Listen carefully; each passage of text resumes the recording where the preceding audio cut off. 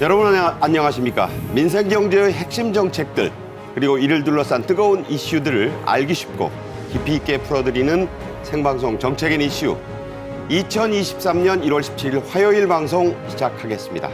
저는 진행을 맡은 박상규입니다.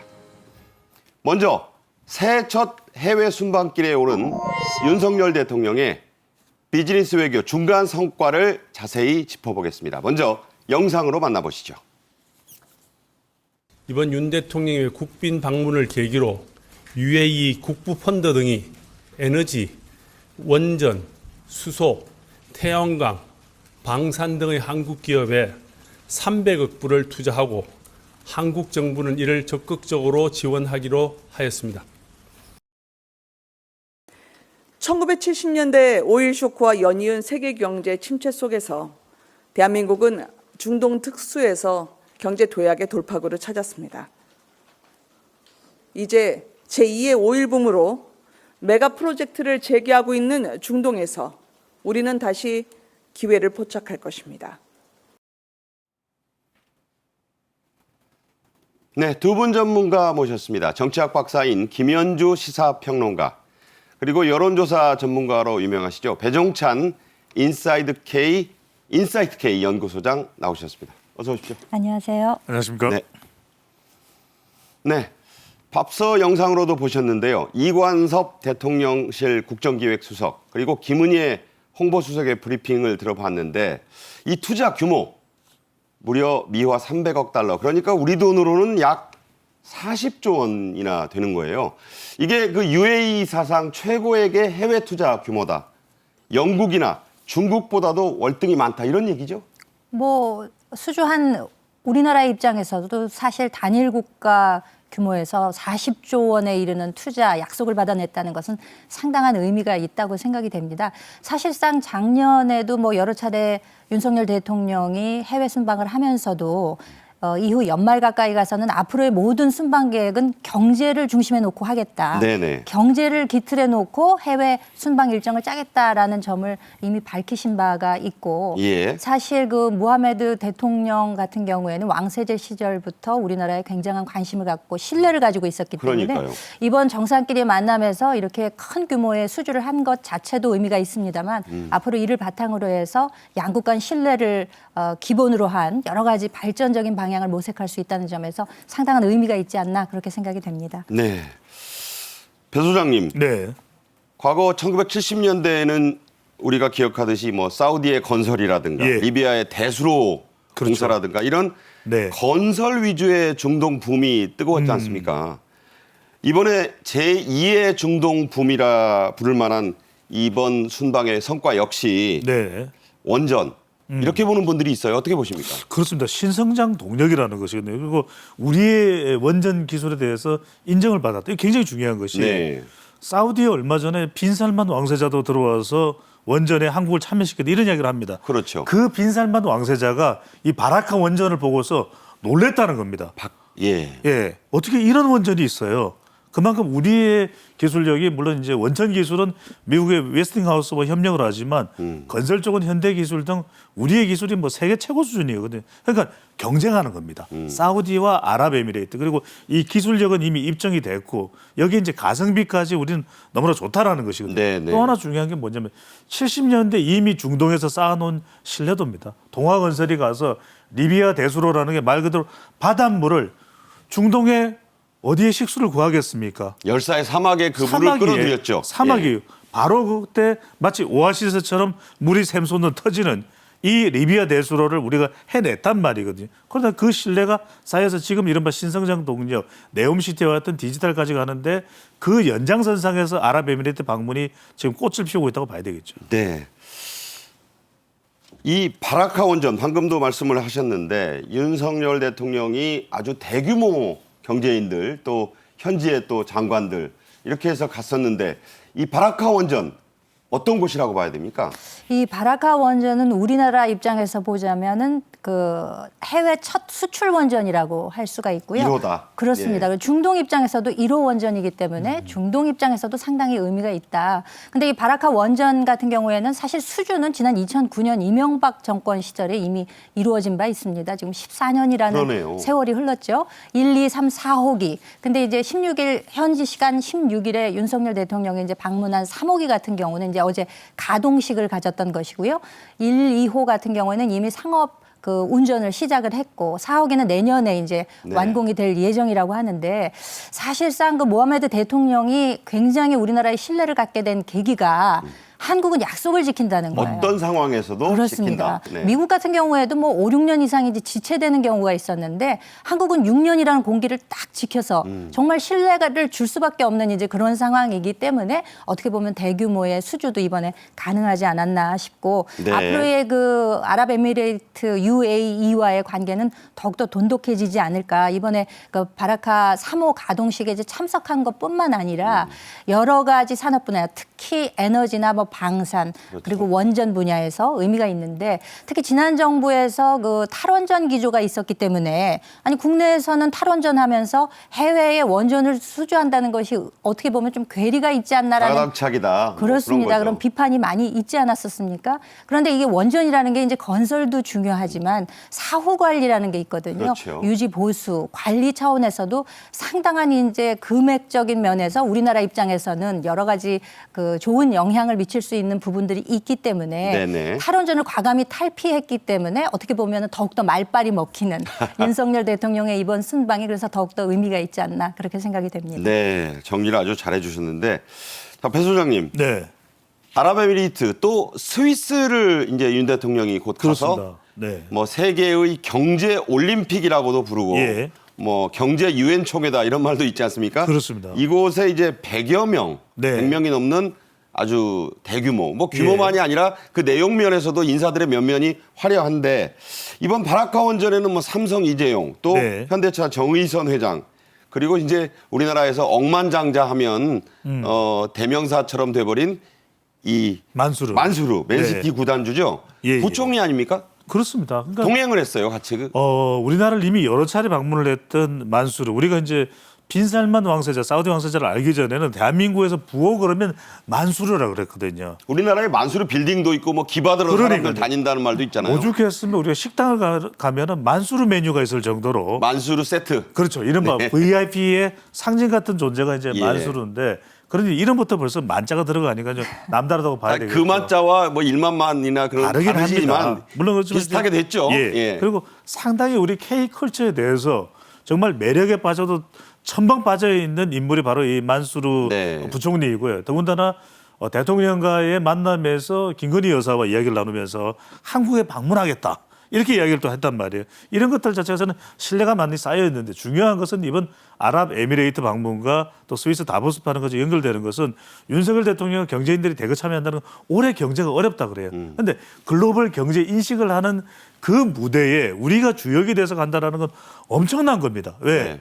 지난 미국에서의 CES 라스베가스에서 했던 CES 전자방단에 소비자 가전박람. 그렇죠. 예. 그 전시회를 보고 온 세계적인 전문가들의 이야기가 한국이 널 따라갔었다. 네. 근데 이번에 가보니까 한국이 주도를 하더라. 네네. 이 이야기를 하거든요. 그러니까 윤석열 대통령이 이렇게 2016년에 트럼프 대통령도 당선되자마자 2017년에 다보스 포럼에 참가를 했습니다. 그런데 이번에도 윤석열 대통령이 참가하는 게 많은 사람들이 한국 경제는 어떻게 될까? 한국이 얼마나 대비하고 있는가를 보는데 다보스 포럼에 갔을 때 떡하니 이 아랍에미레이트에서 우리가 40조 수주가 지금 될 것 같아요. 이러면 어떻게 되겠습니까? 세계적인 스포트라이트가 우리 한국의 경제팀 쪽에 쏠릴 수밖에 없는데 이때 이재용 회장, 그다음에 정의선, 현대차 정의선 회장. 회장, 네. 게다가 또 이 신동빈 롯데 롯데 회장. 회장, 예. 그러니까 세계의 관심을 우리가 끌어모을 수 있다는 건 왜 중요하냐?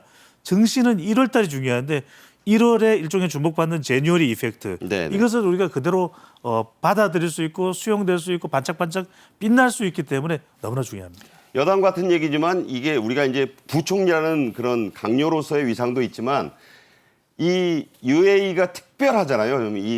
그러니까 현재의 대통령이 전임 수장의 이제 셋째 아들인데 이 만수르는 그 동생 아닙니까? 8번째 아들이라고 하죠. 그러니까 이게 다른 거예요. 그 위력이 국부펀드를 운영하거나 할 때. 네. 그렇습니다. 그래서 실제로 뭐 김건희 여사가 이제 질문을 했다는 거잖아요. 네. 그 만찬 중에 두 분 중에 누가 더 그 아버님을 닮았느냐라고. 그러니까, 예. 그러면 어머님 만나셨을 때 직접 물어보라 이렇게 대답을 했었다는 아주 거 그 아니겠습니까? 격이 없는 그런 그 농담이네요. 네, 그렇죠. 그래서 실제로 그 어머님 방문해서 상당히 그 우리 문화 중심으로 한 여러 가지 이야기가 오고 갔고 네네. 좀 그 소프트 파워 측면에서 굉장한 기여를 했다라고 생각이 됩니다.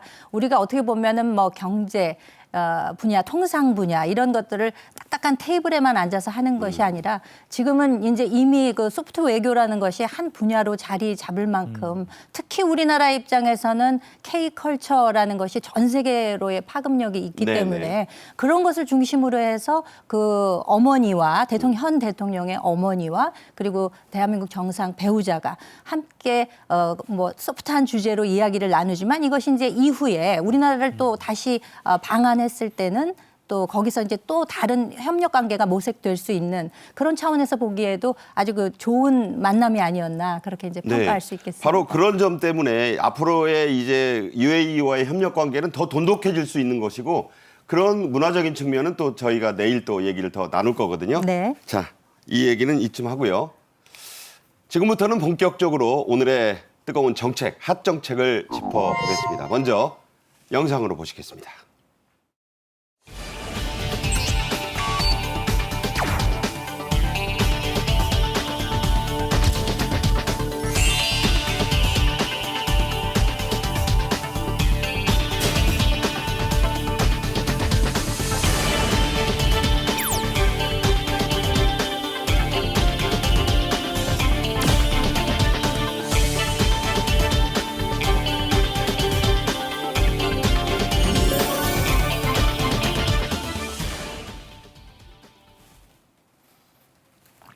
요즘 지갑 얘기하면 모두 다 얄팍해졌다, 뭐 먼지만 난다, 뭐 이런 분들 많습니다. 안타까운 일이죠. 그런 지갑들을 좀 든든하게 채워줄 수 있는 2023년에 달라지는 정책들 저희가 전해드리고 있는데요.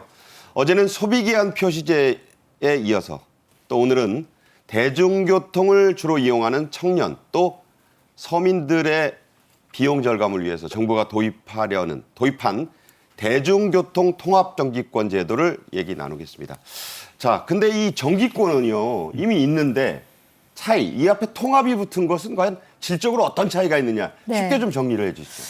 그러니까 기존의 정기권이라고 하면 이제 주로 전철을 이용하시는 분들이 정기권을 사용할 수 있었습니다. 그렇죠. 수도권 지하철에만 적용이 가능한데 서울 지역 혹은 거리 비례용으로 이제 두 종류가 있었거든요. 그렇죠. 예. 그런데 이제 6월부터 도입되게 되는 이 통합 정기권의 경우에는 지하철과 버스 환승에 있어서 한꺼번에 사용을 할 수가 있습니다.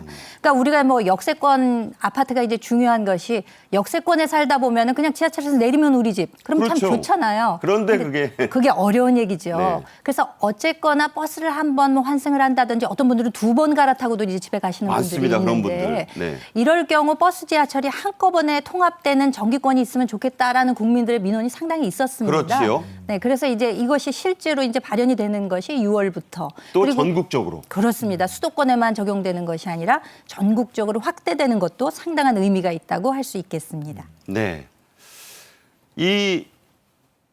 지금 들으신 대로 이런 것들이 이제 6월부터 도입이 되면 네. 이제 획기적으로 아무래도 이제 비용 절감의 효과가 분명히 있을 거라고 생각이 되고 네네. 또 무엇보다도 전국적으로 확대해서 쓸 수 있다 이런 점을 그렇죠. 지금 지적하셨는데 네. 전국 확대가 이제 6월부터라는 거예요. 네, 그렇습니다. 좀 빨리 할 수 없느냐 이런 얘기들도 있는데 이게 가지는 장점 네. 뭐라고 봐야 되겠습니까? 일단은 버스와 지하철을 한꺼번에 이제 환승하는 분들이 이 정기권 하나로 이용을 할 수 있다는 편리성이 있을 것이고요.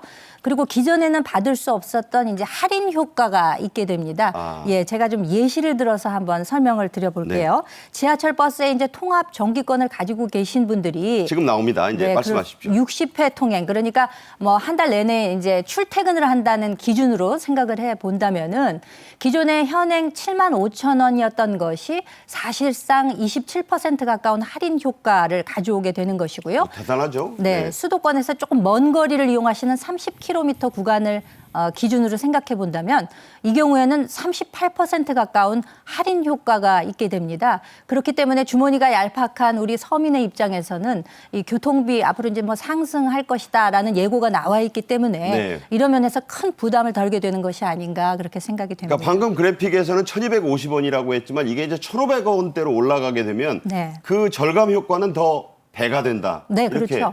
사실상 어떻게 보면은 이제 그 뭐 300원씩 지금 교통 요금이 그동안 누적되었던 상승 압력을 이제 그게 이제는 누를 수 없는 거죠. 네, 그렇습니다. 한계에 다다랐기 때문에 어쩔 수 없이 상승을 해야 되지만 만약에 이렇게 출퇴근용으로 활용하시는 분들께 있어서는 사실상 그 상승분만큼 절감되는 효과가 있기 때문에 네. 상당한 도움이 될 것으로 생각이 됩니다. 그렇네요. 배 소장님, 그런데 네. 이 통합 정기권이 결정되기 전에 영향을 준 게 좀 있는데 네. 지난해 여름이 되겠네요. 8월쯤에 국민 제안 톱10 10가지 중에 선정된 내용이 이른바 그 9,900원 K교통 패스. 그렇습니다. 이 K가 붙어서 네. 관심을 모았어요. 이게 실제로 대중교통 많이 쓰는 분이 낸 그런 아이디어였다고요. 바로 그렇습니다. 이게 왜 중요하냐면 이게 그만큼 경제적으로 이제 힘들 수밖에 없는데 그래서 우리가 일부 이제 교통 지원하는 정책도 있거든요. 그러니까 9,900원이라는 게 만 원이 넘지 않는 금액에서 9,900원에서 지하철이든 버스든 뭐 일정한 범위 내에서 조건 내에서 무제한 사용할 수 있다. 이거 상당히 매력적이거든요. 네. 그렇다면 굳이 자동차를 운전해서 나올 이유가 없는 겁니다. 그렇죠. 교통 체증도 그렇고. 근데 이게 이제 국민 제안의 아이디어가 나오면서 이게 일종의 다른 정부 정책까지 자극을 주면서 이 정기권 통합권이 나오게 되거든요. 그러면 실제 대중교통을 이용하는 많은 서민들, 일반 국민들은 얼마나 큰 도움이 되겠습니까? 그런데 이런 아이디어가 윤석열 정부의 국민 제안을 통해서도 나왔다는 것이고 또 하나는 이 독일에도 이런 비슷한 제도가 있습니다. 그렇다고요? 월 9유로에 약 우리 돈으로 이제 12,000원 정도가 되는데 대중교통을 무제한 이용할 수가 있고. 이거 굉장히 매력적이에요. 보니까. 너무 매력적이에요. 네. 그리고 스페인의 경우에는 4개월간 대중교통 요금을 무료화하는 그런 정책도 시행을 하고 있는데 넉 달이면 이거 네. 긴 기간 아닙니까? 실제로 제 경험을 비춰보면 제가 무전여행할 때 그런 걸 사용을 했는데 미국의 그레이하운드 버스를 한 달 동안 무제한 사용할 수 있어요. 아. 그러니까 아마 미국 교통당국도 제가 그렇게 많이 사용할 줄 몰랐어요. 매일 이용했거든요. 예, 그런 고객들이 늘어나면 참 손해일다 싶은 만큼 예, 많이 제 쓰는 거죠. 제 생각에 그 이후에 제도가 없어지지 않았을까. 그런데 네. 이게 엄청난 매력입니다. 그래서 관광 수요가 더 늘어날 수도 있고 실제 우리도 이 교통 상황 개선이 촉진될 수 있는 미끄럼도 될 수 있거든요. 그런 면에서 K 땡땡식의 제도가 된다는 것은 엄청난 획기적인 제안이라고 볼 수가 있는 것이죠. 그렇군요.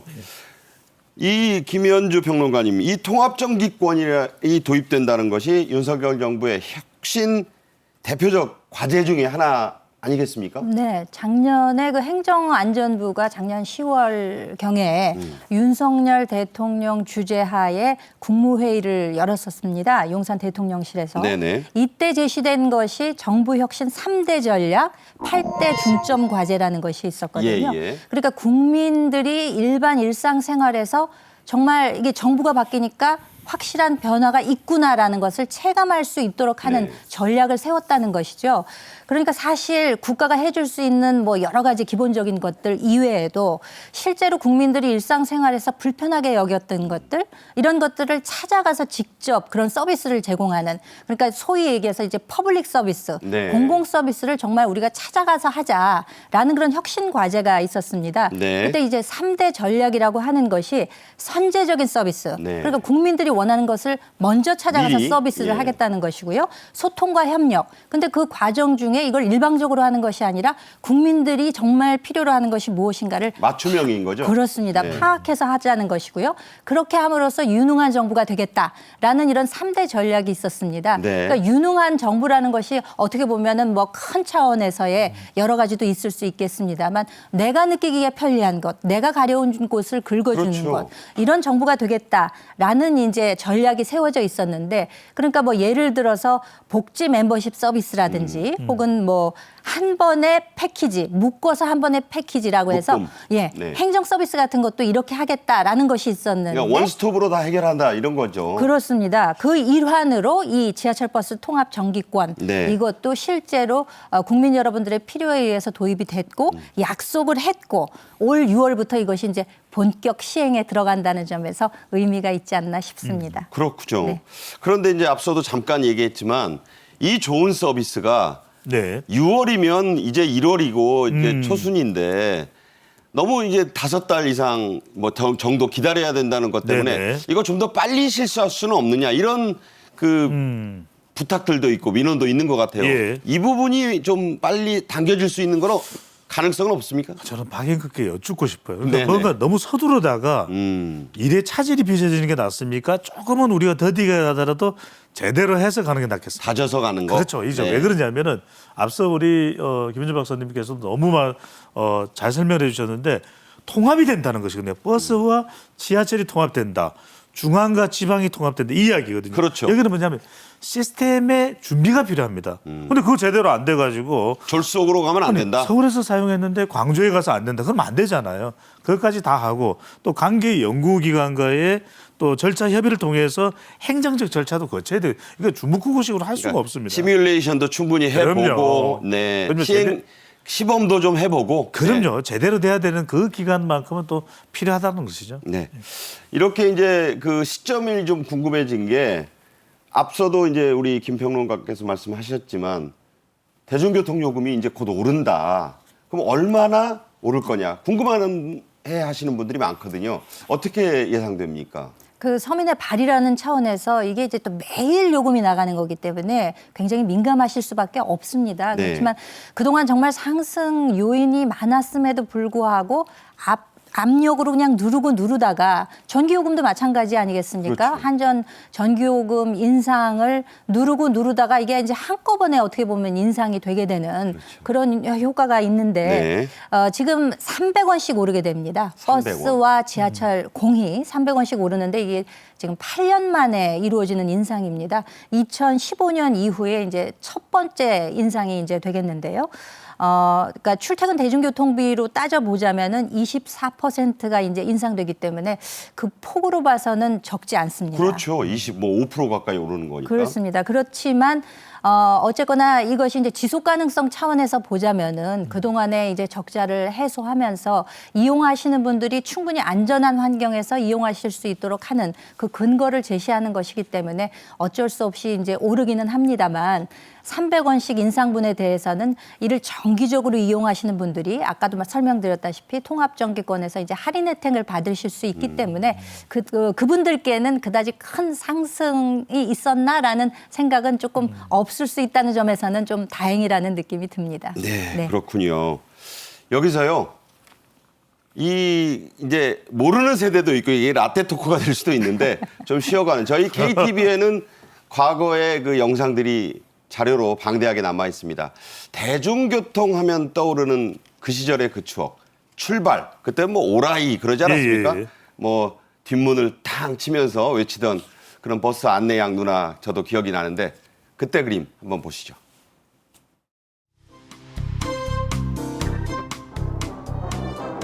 오라이를 외쳐대며 만원 버스를 지휘했던 버스 안내양은 이 시절 또 하나의 대표적인 여성 직업이었습니다. 1961년부터 서울에 여차장제가 도입되면서 남자가 줄을 잃었던 버스 안내원은 남자에서 여자로 모두 교체됐고 65년 전국의 버스 안내양 수는 무려 17,000여 명에 달했다고 합니다. 저 60년대에는 버스 안내양이 네. 우리 김현주 평론가께서도 학창 시절에 네. 그때는 뭐 쓰셨어요? 토큰이었습니까? 회수권이었습니까? 회수권 썼죠. 네. 회수권 썼는데 토큰도 쓰셨잖아요. 네, 썼습니다. 네. 그 지금 화면 조금 전에 나온 거는 이제 1960년대 초반이기 때문에 그러니까요. 지나치게 좀 과거로 간 측면이 없지 않아 있습니다. 예. 저도 아직 그때는 경험을 해보지 못했는데 아까 보니까 전차도 다니는 그런 이제 화면이 나오는데 61년 그림입니다. 네. 그 이후에 뭐 사실 이제 주로 많은 교통수단을 이용했을 때가 이제 저를 기준으로 생각해 보자면은 한 1980년대 중반에 이제 많이 이용을 했었는데 네네. 제가 다닐 때는 기본 요금이 200원이었습니다. 200원. 네. 선명하게 기억하시네요. 네, 그런 건 기억을 잘하죠. 예. 그리고 이제 좌석 버스가 있었는데 그건 350원이었거든요. 네네. 그래서 이제 좌석 버스 어쩔 때 너무 바쁠 때 꼭 그걸 타야만 될 때 탈 때는 상당히 부담이 있었던 이제 그런 기억도 있고. 네네. 하지만 아까 그 버스 안내양 같은 경우에는 사실 어떻게 보면은 우리가 이제 아주 급속한 경제 발전을 이루는 데 있어서 하나의 상징적인 직종이 아니었나 그랬었습니다. 싶습니다. 정말 네. 어려운 시대를 함께 그 살아오는 데 있어서 그 승객들을 이렇게 밀어 넣고 나서 그렇죠. 그때 요새 지하철 푸시맨 같은 그렇죠. 역할 했죠. 네. 그런 역할을 담당한 그런 직종군이 이제 뭐 지금은 이미 사라졌습니다만 과거를 회상해 볼 때 얼마나 그 열심히 살아온 우리의 그 어머니 세대, 언니 세대가 있었기 때문에 오늘날이 또 가능하지 않은가 뭐 여담이지만 그런 생각도 해보게 되네요. 그렇죠. 네. 배종찬 평론가께서는 회수권 세대 맞잖아요. 네, 해수권도 있었고 이제 이 가위나 칼로 이렇게 한 장씩 우리지 않았습니까? 그러니까요. 그때 그게 또 이게 해수권 가지고 정말 해수권의 추억이라 가지고 다시 또 기억을 해소하네요. 근데 그 해수권의 추억이 네. 그때 이 해수권을 가지고서 한 5장 가져가면 라면으로 바꿔 먹을 수도 있고 한 2-3장으로. 네. 그러면 이제 현금처럼 쓰인 거죠. 그러니까요. 식당에 네네. 가면 아니면은 또 서로 이제 해수권 밀어주기가 있습니다. 내기를 해서 한쪽에 이 용돈 이 확보를 하려고 해수권을 누군가에게 밀어주는 그런 경우도 있었고 방금 전에 박앵커께서 말씀하셨던 대로 교묘하게 이러면 안 되는데 10장짜리를 잘 이게 예리하게 자르면 11장이 나오거든요. 변칙적인 방법이었죠. 그런 네. 저는 안 했습니다. 네네. 자, 두 분과 함께 이 대중교통의 추억도 봤고요. 말씀드린 대로 이제 통합 정기권 시대가 열리면서 여러분들이 좀 더 편리하게 비용을 절감할 수 있는 그런 시대가 곧 열립니다. 준비 절차를 좀 차분히 거쳐야 된다는 전문가들 말씀도 있었고요. 이 얘기는 여기서 줄이고요. 오늘의 핫 이슈로 넘어가겠습니다.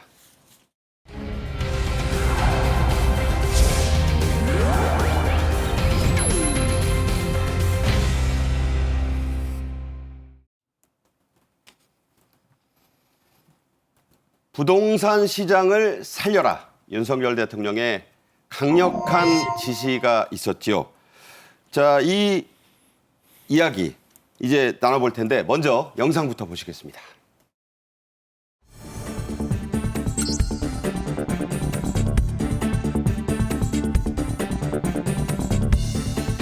최근에 금리 상승으로 인해서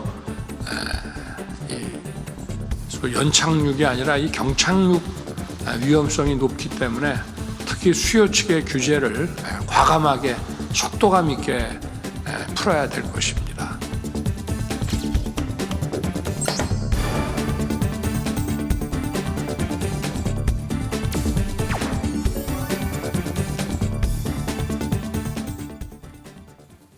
네, 지금 부동산 시장 뭐 아주 좀 혼란스러운 측면이 있어요. 거래 절벽이 와 있고 또 전세 시장에는 이른바 뭐 속칭 빌라왕 사기 때문에 잔뜩 위축돼 있는 그런 분위기가 있는데 어쨌든 윤 대통령 실수요자들을 위해서 방금 얘기도 있었습니다만 과감하고 또 속도감 있게 빠르게 하라 이런 주문을 했는데 이 의미를 어떻게 보십니까? 그러니까 규제 완화죠. 사실상 우리 경제라고 하는 것은 항상 그래프가 올라갔다 내려갔다 합니다. 부동산도 그와 마찬가지로 네네. 올라갈 때가 있으면 내려갈 때가 있지 않습니까? 그렇죠. 사실 지난 문재인 정부 시절을 회상해 보건대 그 부동산 시장이 정말 자고 일어나면 집값이 오른다 할 정도로 급등하지 않았습니까? 그러니까 서민들 입장에서는 내가 정말 내 생애에 집을 살 수 있을까? 그렇죠. 또 특히 청년 세대들 2030을 중심으로 해서는 내가 숨만 쉬고 돈을 모아도 내 평생에 집을 살 수 있을까? 영끌이란 말이 그래서 나오고. 그랬죠. 그러니까 그런 이제 심리거든요. 사실 이 부동산 시장이라고 하는 것도. 네네. 그러니까 지난 정부에서 너무나 집값이 급격한 상승을 이루다 보니까 네네. 일반 그 시민들이 패닉 상태라는 심리 상태에 이르게 되고 이것이 다시 가격 급등을 불러오는 이런 좀 악순환이 있지 않았나 싶습니다. 네. 그렇기 때문에 그때 당시로는 심리가 그렇기 때문에 더욱더 시장이 뜨거워졌다면 지금 일단 얼어붙은 부동산 시장에서는 점점 더 이 냉각기가 오게 되는 것이거든요. 그렇죠. 분양 물량이 쌓이게 되고 어떻게 보면 혹한기에 가까운 지금 이런 상황이 있기 때문에 네네. 그래도 내가 한번 집을 여건만 되면 사보겠다라는 부동산 수요가 있는 분들의 입장에서는 정부가 확실하게 규제를 완화하겠다라는 사인을 주게 되면 네. 아, 내가 안심하고 집을 사도 되겠다라는 이런 인정이 되는 것이기 때문에 네네. 그런 면에서 정부가 지금 과감하고 속도감 있게 규제를 풀어라라는 이런 기조를 유지하는 것이 아닌가 그렇게 네. 생각이 됩니다. 지난 1월 3일이었죠. 국토교통부와 환경부의 새해 연두 업무보고 자리에서 이런 주문이 또 나왔습니다. 직접 들어보겠습니다. 최근에 금리 상승으로 인해서 소위 연착륙이 아니라 이 경착륙 위험성이 높기 때문에 특히 수요 측의 규제를 과감하게 속도감 있게 풀어야 될 것입니다. 자, 그래서 그 시점으로 제시된 것이 네. 3월부터는 좀 확실하게 네. 대대적인 규제 완화가 부동산 시장에 있을 거라는 그런 지금 명령이 지금 네. 시달된 거 아닙니까? 그렇습니다. 네. 이게 정상적으로 가는 겁니다. 자, 우리가 알고 있는 이른바 선진국, 미국, 일본, 유럽 어떤 나라가 부동산을 이념적으로 대합니까? 그런 나라가 없습니다.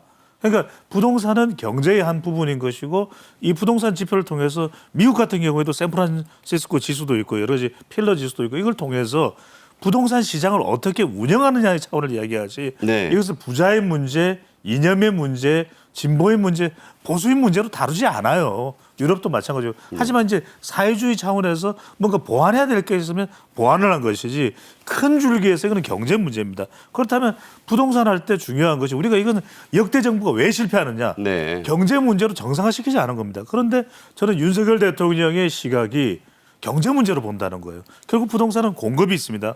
그다음에 또 세금이 있습니다.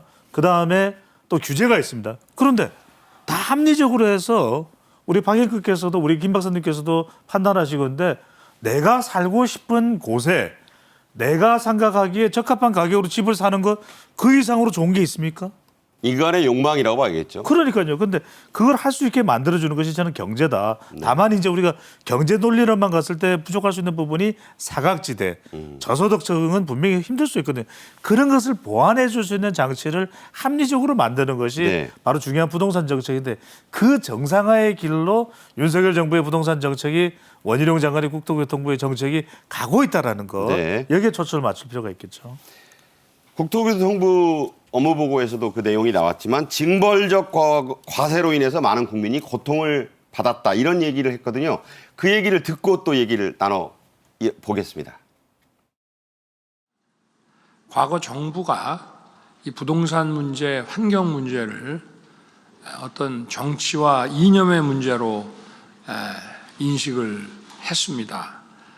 그렇게 되면 결국은 국민이 힘들고 고통을 받게 되는 것입니다.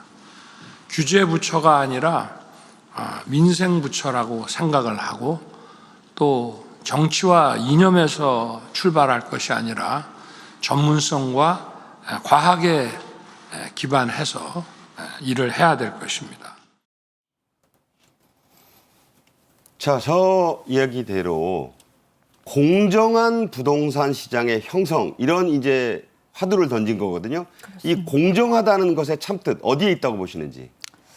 그러니까 뭐 방금 대통령께서도 말씀을 하셨지만 사실상 그 지난 정부에서 뭐 급격한 탈원전이라든지 아니면 북한의 선의 얘기는 안보 정책에서의 미스 네네. 이런 것들을 많은 국민들이 지적을 하셨습니다만 그래도 제일 문제점으로 피부에 와닿던 것은 역시 부동산 정책이 아니었었나 싶어요. 왜냐하면 네네. 우리 일상생활과 너무나 밀접한 관련이 있기 때문에.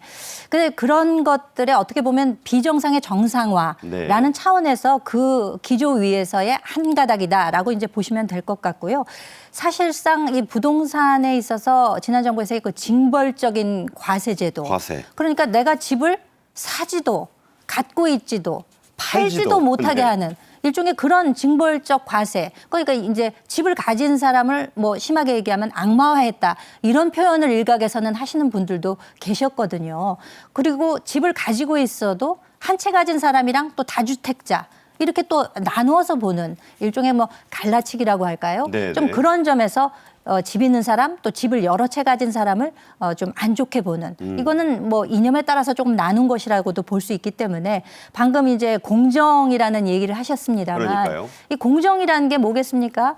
아까 배 소장님께서도 말씀하셨다시피 인간이라면 누구나 다 뭐 신혼 때는 조그만한 집으로 시작을 해서 전세를 살다가 그거를 이제 내 집으로 바꾸고 아이들이 크면 방 하나씩 줄 수 있게 집을 늘려가고 이런 것이 제대로 이루어질 수 있는 사회가 바로 공정한 사회라고는 공정한 부동산 시장이다. 그렇습니다. 이제 네. 그런 면에서 비정상의 정상화 부동산 시장도 그런 기조를 찾아가는 것이다라고 볼 수 있고 우리가 이념에 따라서 어떤 뭐 갈라치기 상위 2%에만 불과되는 세금 이런 이야기 없이 네네. 공정하게 부동산 시장이 돌아갈 수 있도록 했다는 점에서 의미가 있다라고 말할 수 있겠습니다. 네, 배 소장님. 네. 이 부동산 시장을 대하는 윤석열 정부의 철학. 예. 이제 과거에는 뭐 조지이스트다. 예. 뭐 그런 것도 있었고. 그래서 그렇습니다. 부동산을 아까도 말씀하셨지만 네. 이념적으로 접근하는 데 오는 그 시장의 왜곡 이런 걸 좀 걱정했잖아요. 그렇습니다. 윤석열 정부의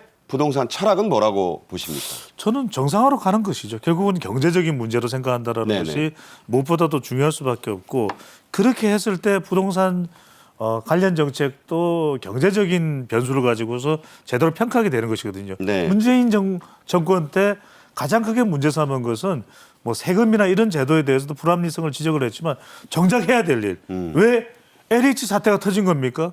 그거 왜 못 막은 거죠? 그러니까 그런 정말 정책적인 왜곡, 네, 정말 네. 이 고양이에게 생선 가게를 맡기는 그런 룰을 정부가 보면서는 안 되는 일이죠.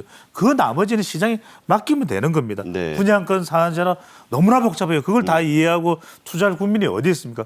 국민들에게는 말 그대로 정말 기회를 제공해 줄 수 있고 그 기회가 왜곡되는 것에 대해서만 정부가 굉장히 제한적으로 그것을 보완하고 네, 네. 그것을 규제한다. 아주 이 정말 제한된 범위 내에서만 그렇게 가는 것이 10분, 100분 타당한 일인 것이죠. 네.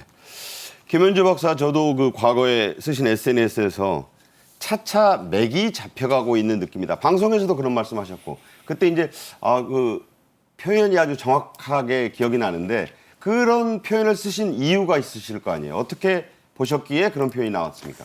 그 지난 정부가 출범하면서 그 문재인 정부요. 그 대표적인 경제 정책으로 처음에 내세웠던 것이 이제 소득주도 성장 아니었습니까? 네. 마치 마차가 말을 끈다는. 네. 그러니까 기본 소득을 높여주게 되면 그것이 어떻게 보면 경제 활성화에 기여할 수 있을 것이라는 믿음을 가지고 대표적인 정책으로 내세웠는데 네네. 그리고 최저임금 상승을 너무 급격하게 시키다 보니까 기대했던 것보다 웬걸 이 결과가 오히려 저소득층에게 가장 큰 그 타격이 가는 그런 결과가 나오지 역설이 않았어요. 왔죠. 네, 네. 그렇습니다. 그래서 그 이후에 뭐 통계가 좀 마사지가 된 것이 아니냐 이제 이런 이야기로까지 지금 확장이 되고 통계 있는데 논란도 일었고요. 그렇습니다. 그래서 사실 그 자유시장 경제 체제에서 제일 중요한 것은 시장이 저절로 작동하도록 도와주는 것이 정부의 역할이라고 만약에 봤을 때 네네. 지금 정부가 큰 틀에서는 정말 맥을 잡아간다. 그러니까 지난 정부에서 잘못 작동되었던 시장의 원리를 네. 스스로 돌아갈 수 있게끔 한다는 차원에서 이제 제가 표현을 했던 것이고요. 예. 사실상 소주성도 그렇지만 부동산 정책 실패로 인해서 가장 큰 피해를 봤던 것은 역시 주거 약자층인 서민들입니다. 돈 네. 있는 분들은 큰 피해를 봤다고 할 수가 없어요. 일시적으로 뭐 네. 세금을 많이 낼 수는 있었습니다만, 그러니까 이 주거가 어떻게 보면은 이 기본 생활에 있어서 가장 그 중요한 것이라고 우리가 판단을 해볼 때 네네. 주거 약자층에게 일방적으로 손해가 돌아간 이것에 대해서 어떻게 우리가 이것을 다시 일어설 수 있도록 할 것인가라는 차원에서 지금 현재 그 시장 경제가 보이지 않는 손에 의해서 저절로 작동할 수 있도록 한다는 그 큰 틀에서 네네. 맥이 잡혀가고 있다라고 생각이 됩니다. 네. 실제로 최근에 한 여론조사, 이게 이제 작년 12월에 실시한 예. 여론조사인데요. 여론조사 전문가인 우리 배 소장 나오셨으니까 실제로 부동산 시장에 대해서 예. 우리 국민들이 원하는 게 뭐였다. 이 조사 결과가 나왔죠? 그렇습니다. 우리는 뭐 다른 데서 답을 찾을 필요가 없이 집단지성을 들어보면 합리적인 대출 완화입니다. 정책은. 합리적으로 풀어라. 네. 아니 돈이 있어야 집을 살 거 아니겠습니까? 그러니까 지난해 김정재 의원실에서 연말에 실시했던 이 문재인 정권에 대한 문재인 정부의 부동산 정책에 대한 평가를 보면 뭐가 가장 문제가 있었느냐? 이 LTV 규제가 문제가 있었다. 네. 이런 이야기를 하고 있고 사실 가장 높게 지금 42.0%. 그렇죠. 41%도 가장 네. 문제가 있었고 가장 시급한 정책은 뭐냐? 역시 38.1%로 관련 그래프가 나올지 모르겠습니다만 대출 규제 완화로 답변을 했거든요. 제가 쉽게 풀어드릴게요. 자, 다주택자를 응징하는 내용이에요. 대체적으로 네. 문재인 정권의 부동산 정책. 그러면 그 집이 매물로 나왔을 때 저소득자나 서민들이 그 주택을 살 수 있어야 되잖아요. 살 수 있습니까? 그 20억, 30억 호가하는 집을 아파트 살 수가 있어요? 그림의 떡이죠. 못 삽니다. 네. 그림의 떡 이상이에요. 그러면은 LTV 규제라는 게 무슨 이야기냐면은 LTV는 이 주택과 연동된 대출입니다. 그러니까 한 10억 정도 하는 건물이면 아니 건물 보고 10억짜리니까 8억은 대출해 줄게. 그러면 내가 2억 가지고 사는 거예요. 그렇죠. 근데 그걸 못하게 해버린다? 네. 그럼 사지 말라는 이야기예요. 뭐냐? LTV는 이게 주택과 연동돼 있는 것이니까 적어도 살 수 있게는 만들어줘야 된다. 네. 적어도 그렇게 규제를 하려면 DTI를 잡아야 되죠. DTI는 소득이기 때문에 소득과 연동된 걸 너무 많이 퍼준다? 그럼 소득을 전부 다 그냥 집 사는데 이게 연끌 이른바 B2가 되는 겁니다. 네. 그러니까 이게 우리 같은 데이터 전문가들이 보다도 흔히 보이는 내용을 왜 안 했을까? 그것은 경제로 이 문제를 본 것이 아니라 이념으로 봐버렸던 거죠. 짧게 말씀 주신 그 국민 응답자의 38.1%가 예. 대출 규제 완화가 필요하다. 이게 가장 요구 중에 1번이었죠. 그렇죠. 네. 네, 바로 그겁니다. 그래서 우리가 이 부동산은 먼저 아까도 말씀드립니다. 부동산 왜 문제되죠? 집값이 너무 천정부지로 올라간다. 집 사야 되는 사람이 살 만한 집이 없다. 공급이 안 된다. 그 문제를 해결해 주는 공급 합리적으로 적절하게 잘 될 수 있도록 너무 집값이 올라가지 못하도록 그것을 시장 내에서 소화해내는 것이 필요한 거죠. 예. 김 박사님, 그래서 정부가 지금 부동산 규제를 풀고 또 풀고 지금 하고 있습니다. 그래서 이제 핵심적으로 풀고 있는 규제 완화 3가지 탑3를 저희가 뽑아봤는데요. 설명을 좀 해주시죠. 네, 우선은 규제 지역 해제가 있습니다. 그 강남 3구하고 용산구를 제외하고는 전부 풀었습니다. 그렇죠. 네. 규제 지역 해제에 이어서 다음으로는 분양 규제 완화가 있거든요. 중도금 대출 상한선을 폐지한다던가 수도권 지금 전매 12억인가 그래요? 네, 그렇습니다. 다주택자 규제 완화도 있습니다. 그러니까 다주택자의 경우에도 취득세 같은 거 중과세를 완화해 준다는 거죠.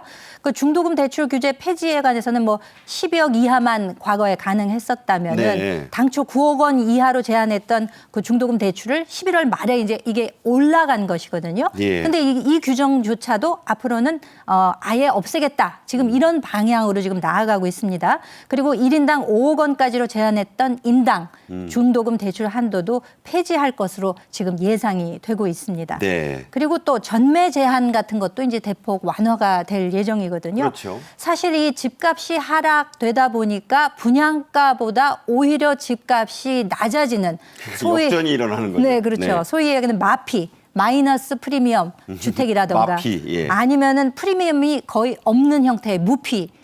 프리미엄이 없는 형태의 물건. 그런 용어가 생길 정도예요. 네, 그렇습니다. 네. 이 정도로 그 집값이 이제 분양가보다 낮아졌다고 하는데 네. 이런 경우에 분양권 전매 제한이 풀어지게 되면 정말 내가 주택 수요가 있다, 집을 사야 되겠다고 마음 먹은 분들은 눈길이 한번 갈 수밖에 없는 것이거든요. 그렇겠죠. 예. 네. 그런 면에서 이런 정책들 규제 완화를 적극적으로 나서는 것이 어떻게 보면은 국민들의 그 시선과 마음을 움직이는 심리에 상당히 작용할 것이다라고 예상을 하게 되는 것입니다. 부동산은 심리다. 네. 다시 그 말씀 강조해 주신 것 같고요. 네.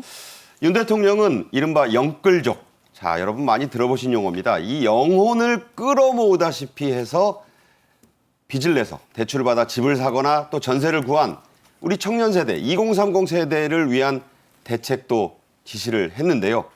영상 먼저 보시겠습니다. 취약계층들이 고통을 받고 있습니다. 여기에 대해서는 피해 회복, 법률 지원, 그리고 강력한 처벌 이런 분야들에서 조금 더 미진한 게 없도록 해주시기 바라겠습니다. 그리고 지금 미분양 주택들이 시장에 좀 나오는데 정부 공공기관이 이를 매입하거나 임차해서 취약계층에게 다시 임대를 하는 이런 방안도 깊이 있게 좀 검토해 주시기를 바라겠습니다. 별의별 왕이 다 있습니다만 요즘 이 빌라왕 별로 좋은 왕이 아닙니다. 빌라왕이 이곳저곳에 창고를 하고요. 전세 사기가 심각한데 이 고통을 받는 층의 대표적인 게 지금 젊은 세대들이다.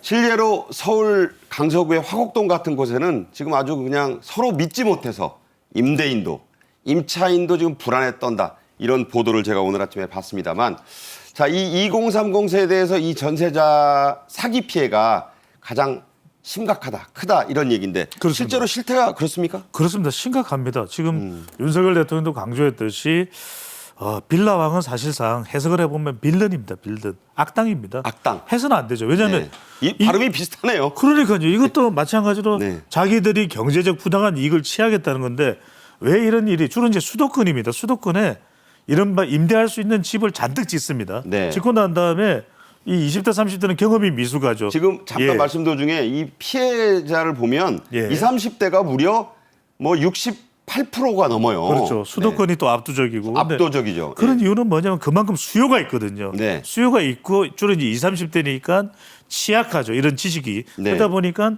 경험이 미숙하고 또 이제 이른바 이 사기가 활개를 치는 거죠. 이게 뭐냐면 여러분 이렇게 생각하시면 됩니다. 빌라왕이 뭐냐? 전세 임대를 월세 임대를 줄 수 있는 집을 잔뜩 다세대형들을 짓는 겁니다. 네. 그러니까 무분별하게 이중 상중으로 줘버립니다. 그럼 우리가 생각할 때 아 그래? 그러면 이제 그 부분이 법적으로 문제가 되면 그것을 이제 해서 채무로 이렇게 받으면 되겠네 이렇게 생각하시잖아요. 네. 내 전세가 그런데 뭐가 뭐냐? 이게 복잡 채무입니다. 여러 건이 동시에 맞물려 있는 거죠. 그러니까 내 거를 받아낼 수조차 없고 심지어는 일부 빌라왕들은 사망했다. 네. 이러면 그거는 자기들의 가족적으로 이 가족들한테 넘어가게 되거든요. 그러니까요. 채무 관계가. 근데 문제는 뭐냐? 지금 중요한 게 여러분 우리 방송 보시는 24년 꼭 무슨 일이 있더라도 전세 보증보험 드십시오. 그래야죠. 그리고 두 번째로는 이게 이른바 부동산 컨설팅 조직의 문어발식 그런 것이기 때문에 좀 더 믿을 수 있는 믿음직한 사람과 중개거래를 하실 필요가 있습니다. 그야말로 공인된 중개사를 찾으셔야 그렇습니다. 된다. 네. 자, 여기에 대해서 우리 김 박사님의 견해 좀 들려주시죠. 그 우리 청년 세대가 정말 그 부동산 거래 경험이 없기 때문에 모든 면에서 잘 알질 못하지 않습니까? 취약하죠. 그 일방적으로 당했다고 볼 수가 있는 거죠. 네. 이 보증금을 빼야 딴 곳으로 가는데 보증금을 언제 받을 수 있을지 그러니까요. 알 수조차 없는 상황이고 언제는 고사하고 받을 수 있는 건지도 알 수 없는 그러니까요. 상황이고 그렇기 때문에 청와대 그리고 국토교통부에서 나서서 이것을 어떻게 국가가 먼저 좀 돈을 융통을 해주고 그다음에 할 수 있는 방법이 없는가 이런 세부적인 사항까지도 지금 따져보고 있는 것이 아닌가 그렇게 생각이 됩니다. 네. 이 빌라왕 사실은 왕도 아니고요. 그 뒤에 있는 세력이 더 문제다. 빨리 조치가 좀 취해져야 되고 이 고통받고 눈물 흘리는 청년 세대의 눈물을 좀 닦아줘야 되지 않을까 저희가 생각합니다. 용어를 빌라왕 안 했으면 좋겠어요. 네네. 오늘 저희가 준비한 소식은 여기까지입니다. 김현주 시사평론가, 배종찬 인사이트 K 연구소장과 함께 얘기 나눴습니다. 두 분 말씀 감사합니다. 감사합니다. 내일은 윤석열 대통령의 새해 첫 순방과 관련해 한국과 아랍에미리트 양국의 문화 교류 협력 소식, 그리고 흔들리는 북한의 백두 열통, 속칭 백두의 딸들 소식으로 찾아뵙겠습니다. 시청해 주셔서 감사합니다.